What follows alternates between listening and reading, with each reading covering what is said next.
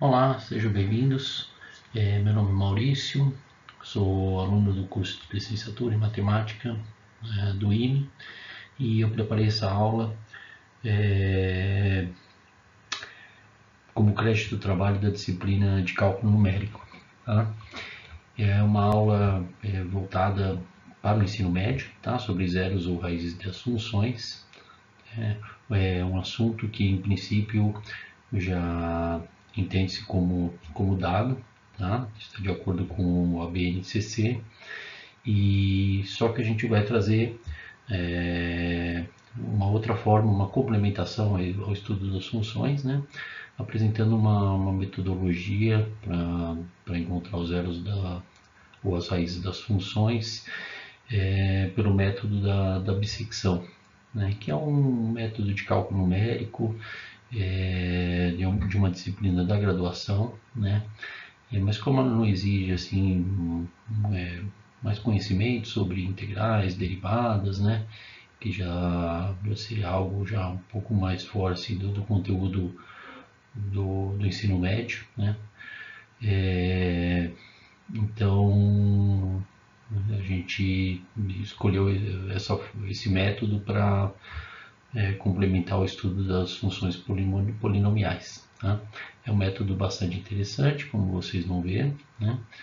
E é um material que pode ser usado aí para os professores, né? Para reforçar o conteúdo, né? Até porque a gente, como vocês verão aí ao longo da aula, nós utilizamos diversas ferramentas aí que são bastante interessantes, né? E talvez aí despertem mais o interesse dos alunos. Tá? Vamos lá.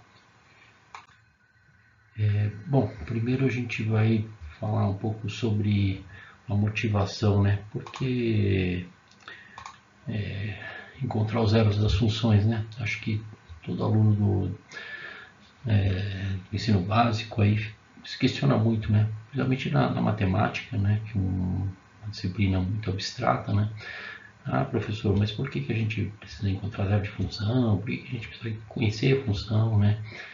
Então, assim, uma forma de introdução, né, a esse assunto, especificamente do zero das funções.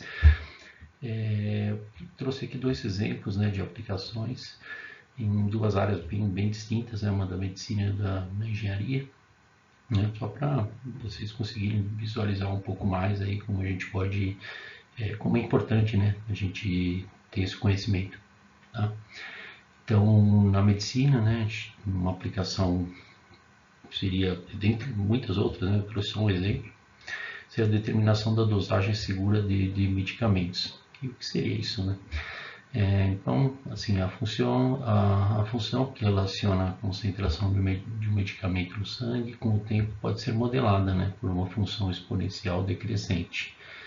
Então, suponha que você tem uma função f de t, que indica a concentração da droga no sangue ao longo do tempo, né?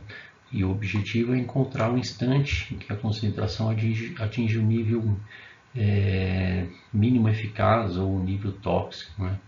Ou seja, onde f de t menos 1c seria igual a zero, né? E c seria esse limite crítico, né? Então aí seria uma aplicação de que a gente precisaria encontrar o zero da função, tá? Então a raiz da função ela vai determinar o tempo t, né, em que a concentração atinge esse limite desejado, útil para programar a próxima dose com segurança. Né? Aí um outro exemplo na engenharia, tá? Uma situação prática, poderia ser uma engenharia civil ou mecânica, né? No comportamento de uma ponte ou de um edifício, né, sujeito a vibrações, que poderia ser modelado, né, por equações diferenciais, né, com soluções que envolvem assim, funções, pode ser funções senoidais, né, com curvas, né, ou polinomiais também por meio de curvas, enfim. E o objetivo seria determinar os pontos onde a amplitude de vibração seria zero, né? os nós, né? Então a raiz da função, né, seria como utilidade aí localizar os valores, né, por exemplo, do tempo, da posição, onde a resposta da estrutura é nula, né? Fundamental para identificar esses pontos de segurança estruturais, né? Ou projetar sistemas de amortecimento, enfim. Tem uma infinidade de aplicações, né? Eu trouxe só 2 exemplos, né, para fugir um pouco aí da abstração, tá? Mas vamos seguindo aqui, tá? Bom, antes de mais nada,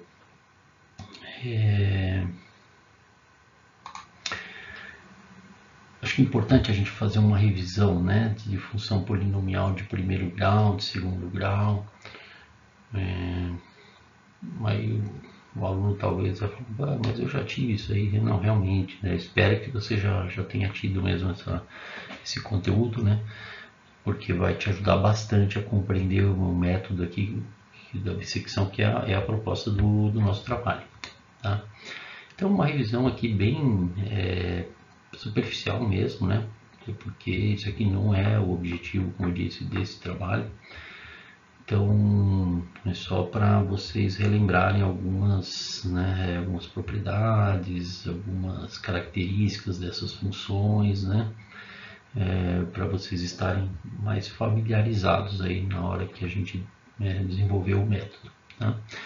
Então, seria uma função aqui, vamos começar por uma função de primeiro grau, né? Ou linear, né? Da forma f de x é igual a x mais b, tá?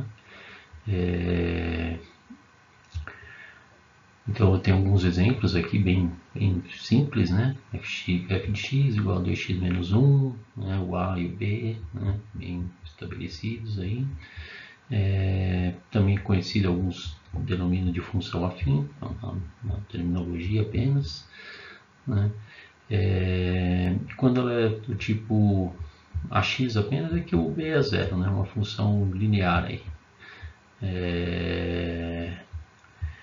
Então a gente pode representá-la no plano cartesiano, né? Com uma reta, né? E para construir um gráfico também é bem simples aqui, não demanda muito conhecimento, assim, mais profundidade. Aqui é só substituir os valores, né? Você já consegue traçar os pontos e estabelecer essa reta, né? Como disse, aqui é uma revisão bem rápida mesmo, né? Só para vocês se orientarem, né? Então, deixa eu só marcar aqui. Nesse pontinho aqui seria o nosso zero da função, tá? Onde ela coorta com o eixo x. Tá bom? No exemplo dessa função aqui, né? f de x igual a 2x menos 1. Tá? A gente marcar os dois pontos, traçar uma reta, aqui é exatamente onde ela corta o eixo x, é o zero da função. Bom, função de segundo grau, ou quadrática, né? Eu já associo o elemento ax ao quadrado, né? Então ela é da forma x ao quadrado mais bx mais c, né?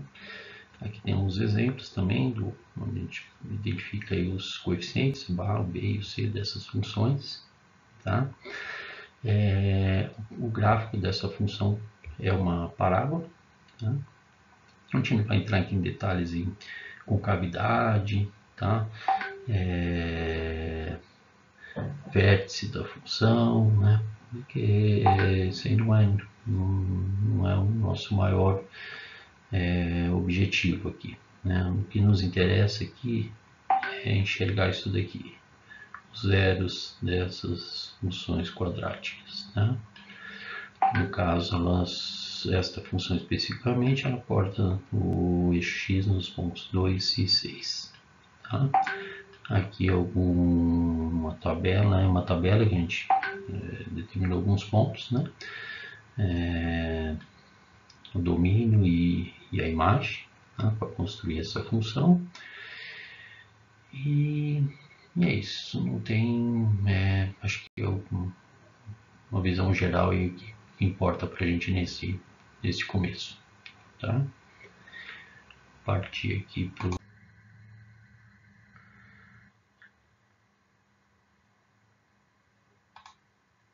Bom, aqui a gente entrando de uma forma um pouco mais detalhada aqui, né, para encontrar os zeros dessas funções, né, função linear e função quadrática, tá? Então também para relembrar, porque esse aqui é um conteúdo já que você já deve ter visto, tá bom? Então aqui na função linear, né, é só igualar a função a zero, isola o x, a gente vai ter que o zero da função é menos b sobre a. Tá? Um exemplo aqui que a gente vai ter o zero da função no ponto 1. Tá? E que é o único zero, na verdade. A função linear ela só cruza o gx nesse ponto, tá? Nesse exemplo. Aqui na função de segundo grau, uma questão interessante aqui também, só para relembrar, né? O menos 2, que é o coeficiente A, né? Então, exatamente onde ele cruza com o eixo das ordenadas, tá? O eixo y. Tá? E aqui na função de segundo grau, né? A gente aplica a famosa fórmula de Bhaskara, né? Vai encontrar as raízes da função, tá? Substituindo aqui pelos coeficientes, né? A, B, C, né? Encontrando o delta, tá? E a gente só precisa lembrar, né, que se o delta é maior que zero, a parábola vai interceptar o eixo x em dois pontos, tá? Distintos, né? Se o delta é igual a zero, a parábola vai interceptar o eixo x em um único ponto, né? E se o delta é negativo, então não existem raízes reais, né? E a parábola não intercepta o eixo x. Tá? Aí a gente vai entrar numa questão de raízes complexas, enfim, que refoge aqui do nosso estudo. Tá? Então, no exemplo dado aqui, nós temos que as raízes são 2 e 6. Tá? Mas, acho que essa é a questão.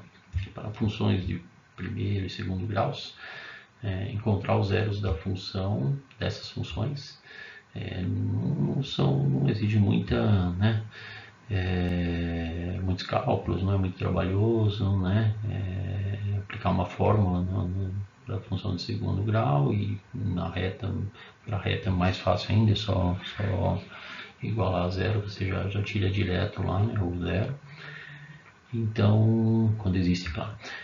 E então, para essas duas funções, assim, realmente nós não temos maiores dificuldades, tá?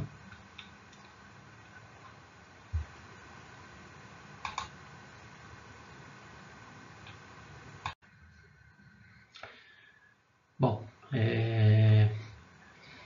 como já dissemos, né, para polinômios de grau menor ou igual a 4, né, há métodos diretos que fornecem as raízes, né. Para funções de primeiro e segundo graus, assim, a situação é bem tranquila, né. E a questão, assim, até para polinômios de terceiro grau, né, que daí já vai exigir é mais trabalhoso, né? Você vai ter que fazer uma redução de polinômios, divisão de polinômios, né? Usar alguns critérios de racionais, raízes racionais, né? Isso também para polinômios de quarto grau. Então, são mais trabalhosos, mas ainda assim nós conseguimos encontrar os zeros das funções. Agora, para polinômios de grau maior ou igual a 5, aí a situação já se complica bastante, tá? Aí não, assim, a depender da função, você não consegue encontrar de uma forma, por métodos algébricos, né, ou analíticos, os zeros das funções.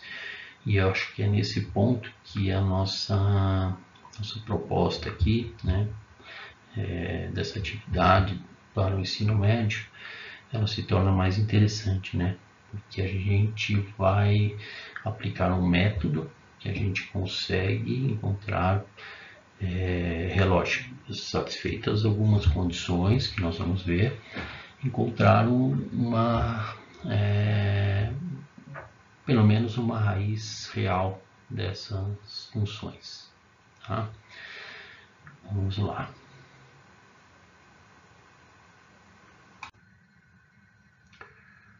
E aí que nós vamos entrar propriamente na nossa disciplina, que é o cálculo numérico. Tá? É uma disciplina de nível de graduação, normalmente ministrada em cursos de matemática, engenharia, física, ciência da computação. Tá? E o que consiste o cálculo numérico, né, o método numérico?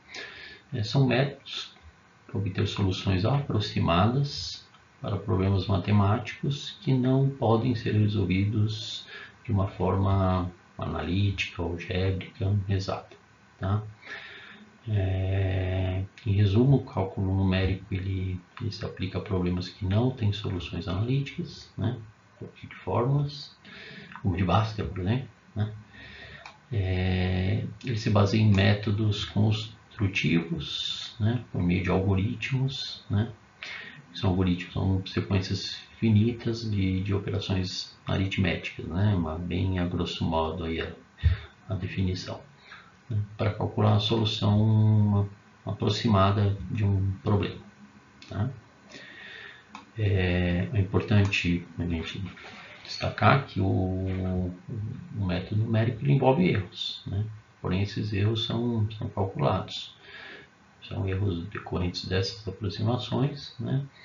Mas que nós conseguimos limitar esses erros. Né? É um método assim essencial para a computação, né? Até porque está intrínseco muitas vezes nas nossas máquinas, né? Nos calculadores, nos softwares. Né? Então, embora isso não apareça para o usuário, né? São esses processos, né? Essas iterações que estão por trás aí dos cálculos computacionais. Né? Entender um pouco como funciona uma máquina. Né? E tem muitas aplicações, né? Ciências, engenharias e outras áreas aí que dependem do cálculo numérico para resolver problemas que são impossíveis ou muito difíceis de resolver, né? De uma forma algébrica, por exemplo.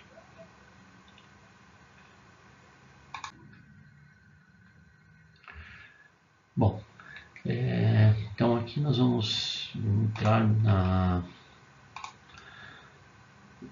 no nosso assunto, né, que é o método da bissecção. Tá? É um dos métodos que nós utilizamos para encontrar as raízes, né, de uma função. Tá? Há outros métodos mais eficazes, menos custosos, custos computacionais, tá? Porque esse método é um pouco mais lento, ele converge, né, não converge rapidamente com outros métodos, mas ele chega muito bem no resultado também, né, esperado. E então nós vamos trabalhar a demonstração desse método já partindo de um exemplo, né, que eu acho que fica mais fácil, né, mais palatável para vocês do que a gente ficar fazendo demonstrações matemáticas, né, com rigor matemático, porque essa não é a ideia, né? Não é, lembrando que essa é uma aula voltada para alunos do ensino médio. Tá? Então, nosso exemplo vai ser essa função, que é uma função bem simples, né? X ao quadrado menos 7, que se vocês igualar essa função a zero, na verdade, você vai estar buscando aqui o valor da raiz quadrada de 7. Certo? X ao quadrado menos 7 igual a zero, x ao quadrado igual a 7, x igual a raiz de 7. É isso que nós vamos procurar. Tá? Então aqui eu já tracei pelo GeoGebra, né? Não sei se vocês conhecem o GeoGebra, mas é uma ferramenta muito interessante, né? Vocês encontram facilmente aí, só fazer uma busca aí, vocês já vão direto para o site e vocês têm o GeoGebra 2D, 3D, né? No nosso caso a gente vai usar um 2D e que a gente consegue, né, traçar gráficos, enfim, fazer essa análise gráfica que é muito importante, né, paralelamente aos cálculos, tá? A gente vai fazer essa demonstração desse método passo a passo. Mais para frente eu vou mostrar de forma mais detalhada aí o GeoGebra, outras ferramentas também que podem ajudar bastante vocês, né? E que também vão deixar o conteúdo mais interessante. É isso, né? Porque vai ficar só no papel, na calculadora ali, é um pouco maçante, né? Bom, então a primeira coisa, como eu falei, esse método, assim, ele é eficiente, mas ele tem algumas condições que precisam ser satisfeitas, senão ele não vai funcionar, né? Então a primeira coisa, a gente precisa encontrar, dada a função, um intervalo, né? Um intervalo em que a gente possa ter certeza que nesse intervalo existe pelo menos uma raiz real, né? Então vamos encontrar dois pontos A e B em x, né? Sendo A menor que B, de modo que o f de x tenha sinais opostos, né? Isso vai garantir que ela vai cruzar, obviamente, o eixo x em algum ponto, né? Aqui no nosso exemplo tá bem claro, né? Nós pegamos aqui o ponto A, o ponto B, né? Eu já fiz o teste aqui. Isso aí, na verdade, tem que ser testado, tá? Então, fiz um f de A, eu peguei o 2 aqui, né? O ponto 2 para fazer o teste. Substituir na f de x, né? Então, dá 2 ao quadrado, menos 7, dá 4 menos 7, deu menos 3. Então, para o ponto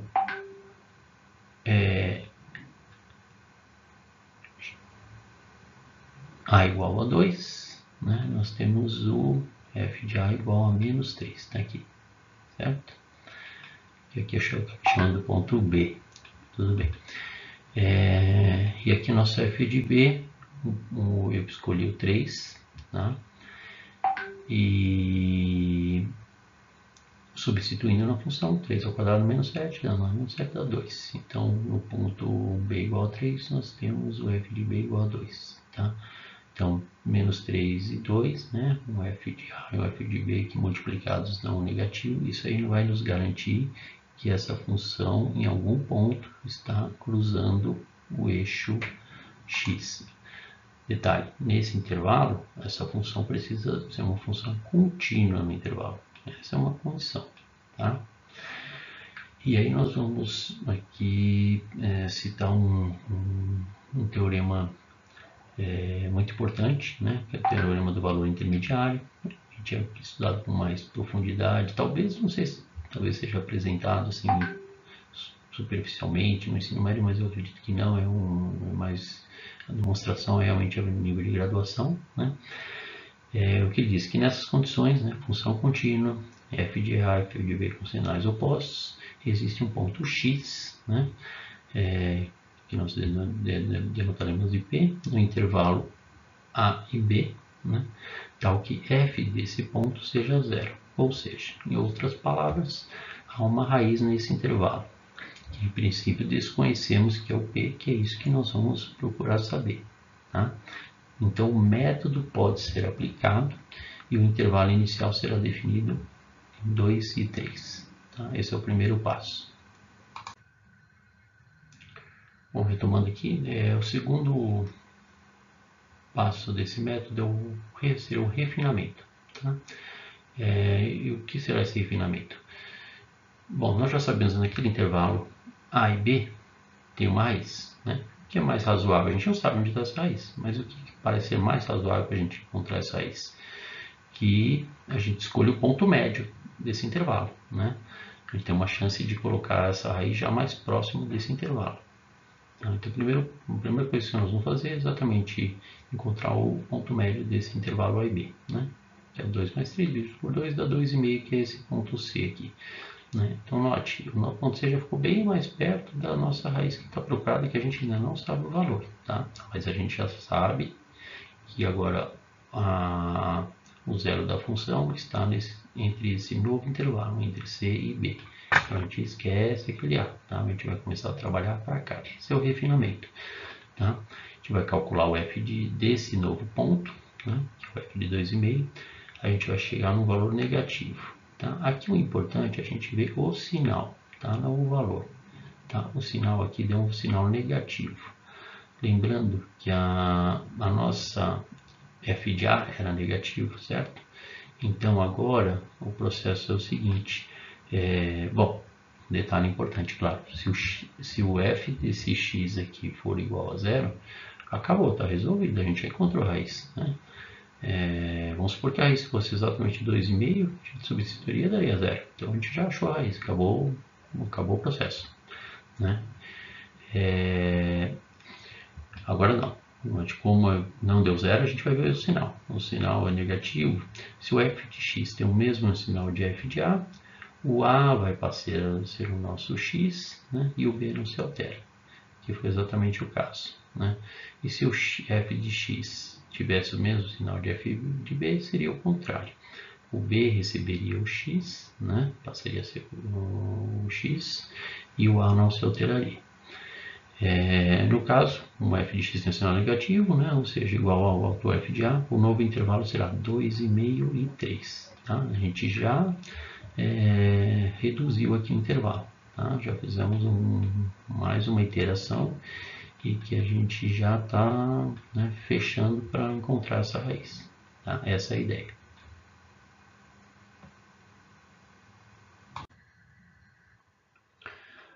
Bom, e aqui eu já construí uma tabela, tá? Não tinha tempo, né? Senão eu vou estourar o tempo da aula aqui, né? E o terceiro passo seria fazer a iteração, a repetição desse cálculo, né? Até encontrarmos uma boa aproximação para a raiz, ou mesmo, dependendo até a raiz exata, né? Se o f de x for igual a zero.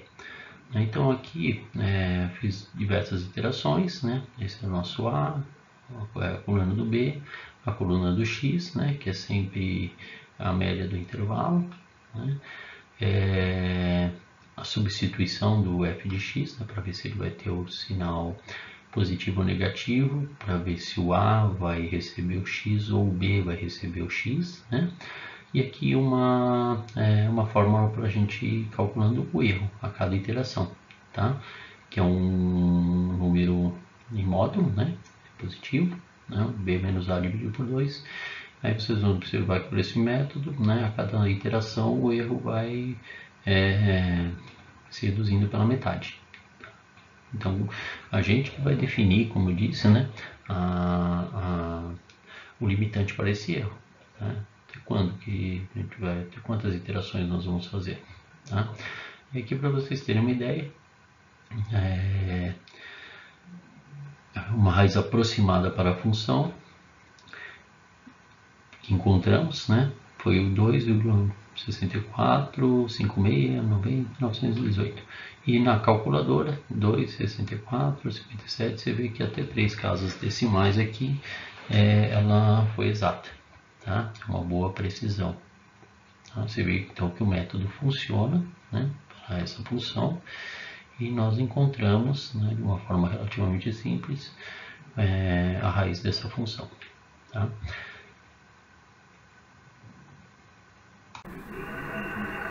Bom, aqui eu trouxe para vocês a resolução dessas iterações por meio do Excel, tá? Que facilita bastante, né? Economiza bastante o nosso tempo, né? Para a gente não ter que ficar fazendo contas manualmente, enfim. Então eu coloquei na primeira parte ali da tabela os valores, né? Calculados, e aqui com mais destaque as fórmulas, né? Eu pedi para mostrar as fórmulas que eu usei em cada célula, né? Para fazer aqueles cálculos, tá? E já ir manipulando A e B para ir ajustando, né, o intervalo, né, diminuindo o intervalo até chegar numa aproximação boa para a raiz. Então, como vocês podem ver aqui é o A e o B, né, o x, o f de x e o erro, né. O ABS aqui é os valores absolutos Em valor em módulo, né, positivo da diferença, dividido por 2. Então aqui a gente tem a facilidade do Excel, né? Se vocês não conhecem o Excel, eu recomendo que pesquisem, que vejam alguns tutoriais, porque é uma ferramenta, uma planilha eletrônica bem interessante para resolver isso, né? Pode ser o Excel, pode ser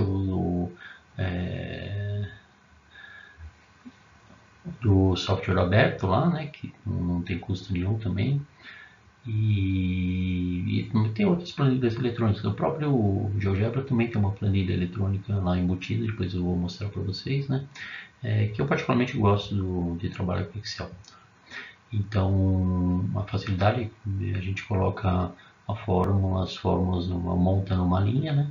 Depois a gente dá uma puxada aqui na selecionada e desce com o cursor, que ele repete as fórmulas em todas as linhas, é lógico, fazendo o ajuste das células já automaticamente, tá? Essa é a vantagem.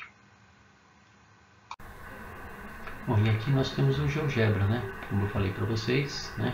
O GeoGebra eu consigo montar aqui as entradas das funções, aqui a planilha, né, com os cálculos, né? E aqui a parte gráfica, né? E aqui eu vou mostrar para vocês as iterações que nós estamos fazendo para chegar exatamente a nossa mesma função, tá? Como cada aproximação, a cada iteração, o intervalo vai reduzindo e a gente vai se aproximando do valor da raiz da função, tá? Aqui vejo que ela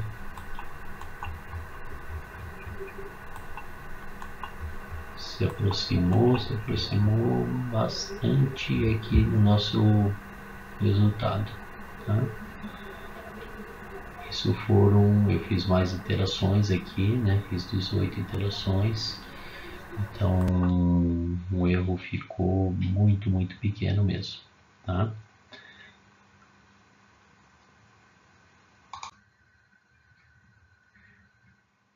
E aí, o que seria uma boa aproximação para a raiz, né? Depende do erro, né? Que poderá ser pré-estabelecido, né? E quem, né? O projetista, né? O calculista, enfim, ele que vai definir aí a precisão desejada, tá? Então, no dimensionamento do projeto, engenharia relacionada à segurança, ele pode buscar uma precisão maior, enfim, ou seja, um erro muito menor, né? E para calcular esse erro é aquilo que vocês já viram, né? Que eu já mostrei aqui, né? Um valor em módulo, né? Para esse método, né? Para outros métodos tem uma outra forma de calcular o erro, mas para esse é o módulo de b menos a dividido por 2, né? E para nós sabermos de antemão quantas iterações serão necessárias para chegarmos na precisão que queremos. Isso é interessante, né? Então também é uma fórmula já pronta, né? Bem simples, né? Então supondo que nós queremos um limitante para esse erro menor do que 0,001, né? Aplicando a fórmula nós vamos ter um n de 9,97, n é o número de iterações, né? 9,97, então a gente tem que, na verdade esse está errado aqui, tá? N maior ou igual a 9,97, que é aqui da fórmula, tá vendo? N maior ou igual, então aqui é maior ou igual, tem um errinho aqui, então nós vamos precisar de N maior, o inteiro mais próximo a 10, então 10 iterações para chegar nessa precisão aqui de 0,001, tá? E aqui é a fórmula, tá? Então maior ou igual que o log do nosso B0 menos O0 menos o log do erro que a gente quer, que é esse daqui, dividido por log de 2. Tá? Esse aqui é um algoritmo, tá?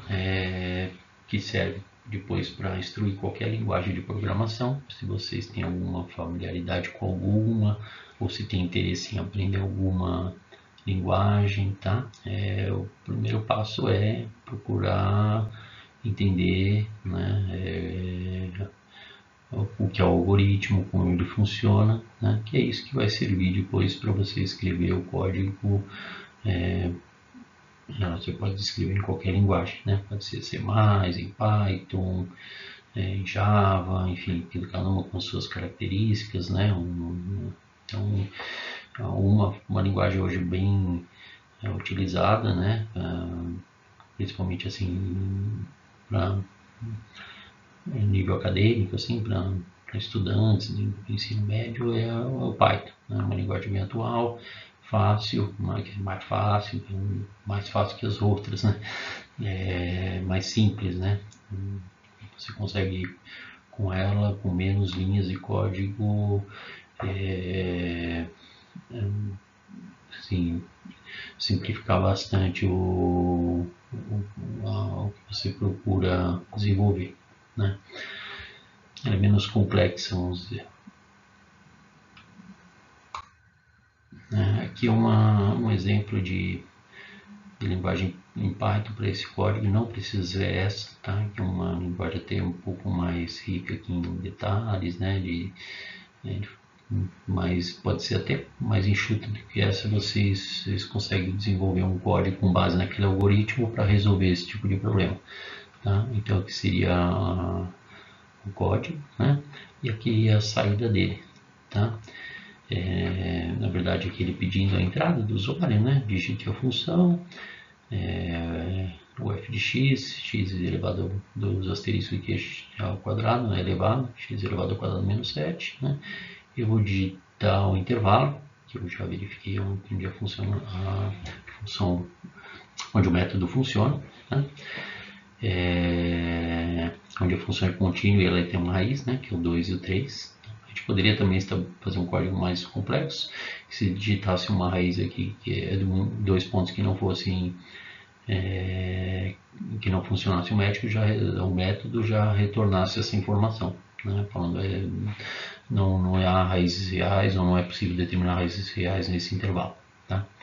E aqui eu também forneço o erro desejado e aqui a saída, né? O que isso que ele me dá, tá? A partir do momento que a gente roda o código, ele me dá todas as iterações, né? E uma raiz aproximada aqui, tá? Aqui um exemplo para esse código, tá? Rodando com uma interação bem grande, tá? Também no gráfico, né, as interações. É um código parecido com aquele outro, mas eu acho que ele é um pouco mais complexo esse. Mas eu queria mostrar, né, ele rodando aqui para vocês verem como ele executa, é bem rápido mesmo, né, já dá todas as interações e já traz o resultado e até uma saída gráfica aqui também ele exibe, tá?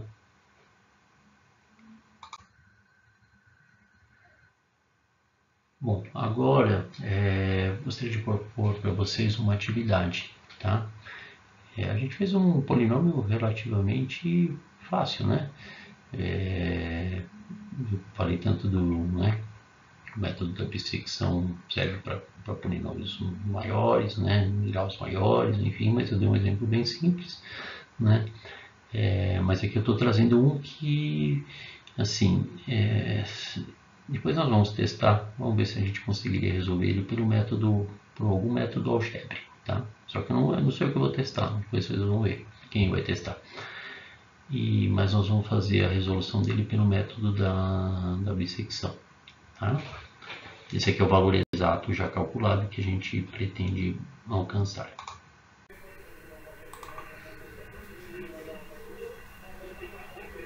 Aqui seria a resolução algébrica. Olha quem vai tentar resolver para nós.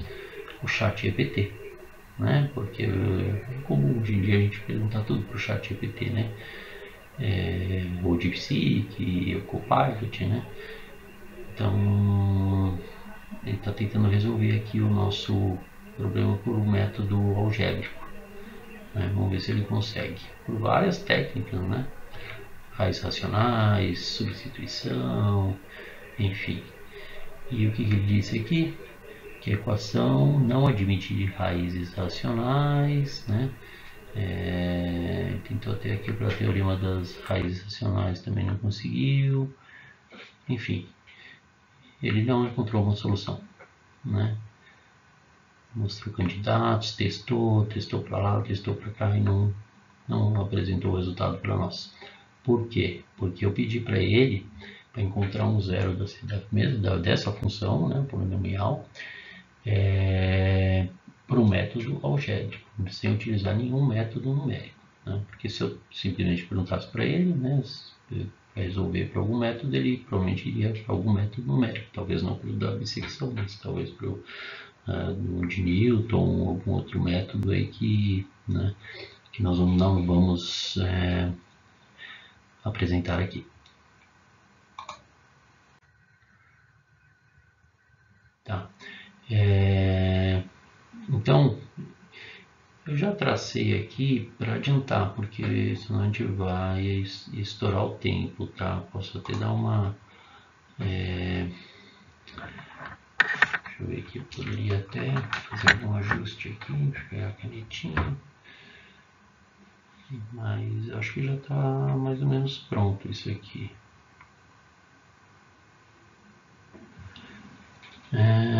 Então, para o método da bissecção, né, então você vai encontrar dois pontos tais que f de A e f de B menor que zero. Eu coloquei que o já, é bom já testar os mais simples, né, f de 0 e f de 1, e já me deram, tá vendo, um menos 3 e um 4 aqui. Ou seja, f de A vezes f de B é menor do que zero, tá? Atende a essa condição, tá? E aí, pelo teorema do valor intermediário, existe um ponto C, né, que é a nossa raiz, pertencente a esse intervalo, tal que o f desse C é igual a zero. Logo, o C é uma raiz, né, que o f de C é zero, ele está no eixo x.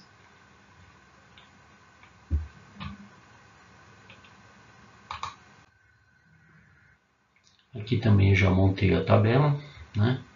O A, B, o X, o F de X, o erro, né? O Fx para ver o sinal, para ir ajustando aqui o nosso A e o nosso B, reduzindo o intervalo, tá?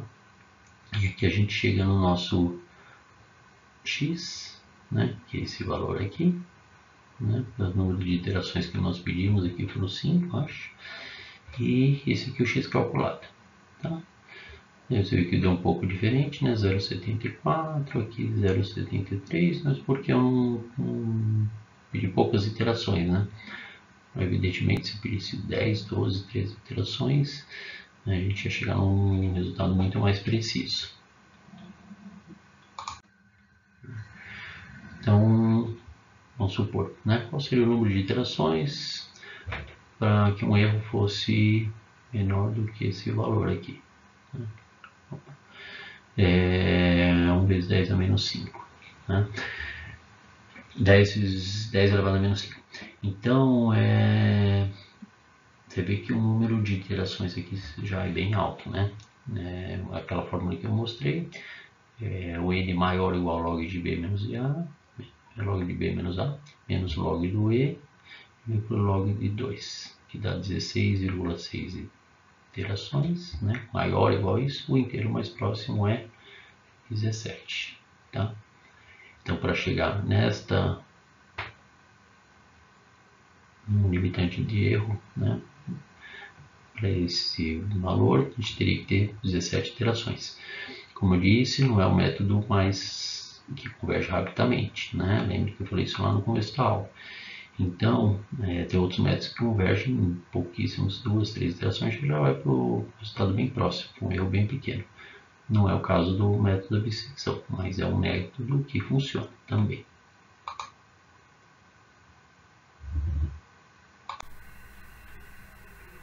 Aqui eu rodei o Python para mostrar exatamente a resolução dessa função, né? X elevado à quinta mais 4 vezes x elevado ao cubo mais 2 vezes x elevado ao quadrado, né?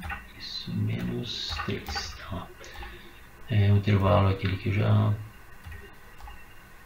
escolhi, 0 e 1, né? E a precisão.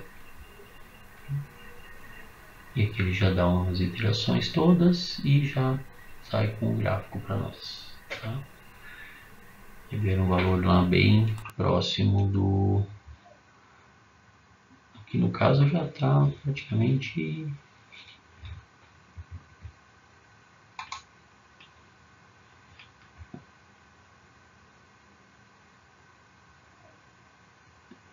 em cima do x, são bem onde cruzou, tá? Um erro bem pequeno mesmo. Bom, e aqui um resumo da aula de hoje.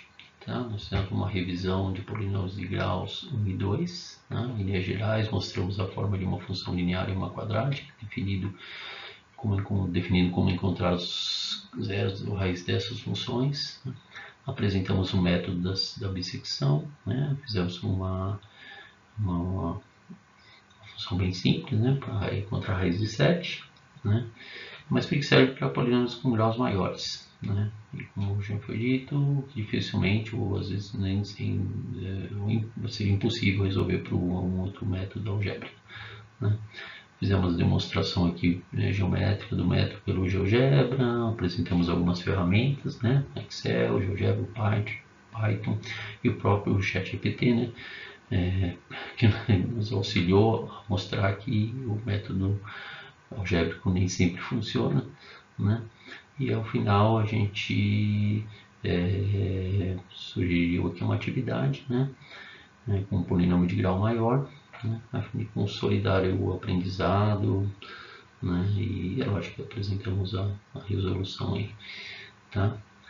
Então agradeço a todos e nós vamos encerrando por hoje, tá? Obrigado, uma boa noite já.